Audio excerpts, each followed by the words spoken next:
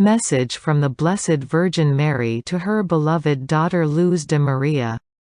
January 31, 2010. Beloved children of my Immaculate Heart.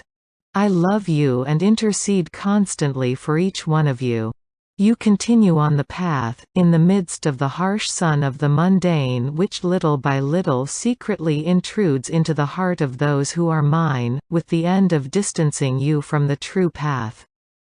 This harshness that enters the human heart is the work of Satan to desensitize every human being and in this way lead you to see one another with lack of affection, to see your brother or sister as an enemy, as nothing, to live with egoism so that love is eliminated from the human being.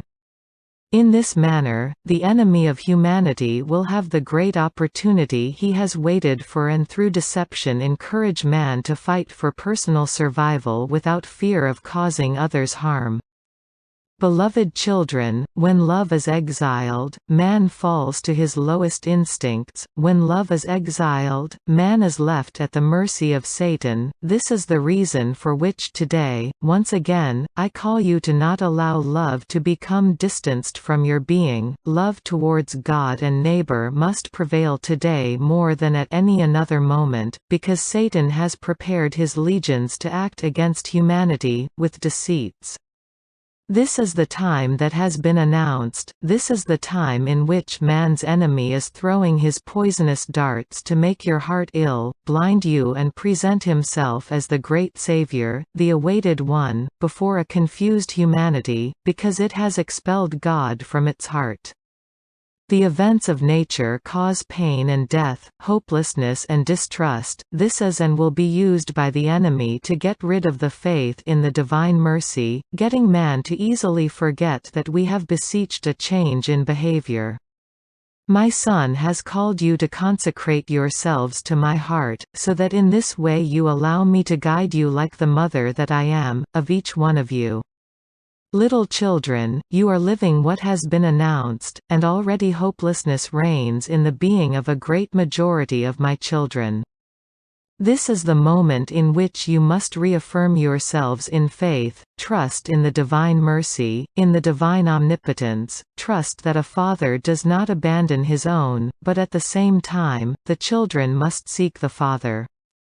Little children, turn to the sacrament of reconciliation, turn to the Eucharistic nourishment, so faith does not deteriorate but is strengthened. Turn to this Mother who loves you, ask for the protection of your companions the angels, ask for the intercession of the saints, constantly invoke God's holy name, live a true life in communion with my Son, so that the enemy does not make you easy prey. Beloved of my heart, do not remain dazed by the mundane, make a stop on the path and see the signs that heaven sends you, see how nature is not the same, how it has changed, announcing to man that difficult moments approach for all of humanity, and with so much frequency, that you will not have time to help one another. Beloved, invoke the name of God, and nourish yourselves with the Eucharistic bread, feed yourselves with the body and blood of my Son, that way you will not stagger. Remain firm in faith and pray continually.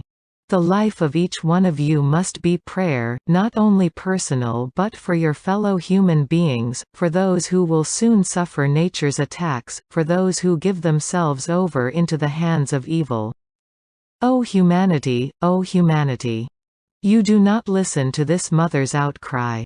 You, children, who live interceding for your brothers and sisters do not decline in prayer, increase it with worldwide chains of the Holy Rosary, so that this clamor rises up to the throne of the Most Holy Trinity and repairs the offenses that man commits against his Creator. Do not fear, your mother is here, and I intercede for each one of you. I love you. Mother Mary. Hail Mary most pure, conceived without sin. Hail Mary most pure, conceived without sin. Hail Mary most pure, conceived without sin.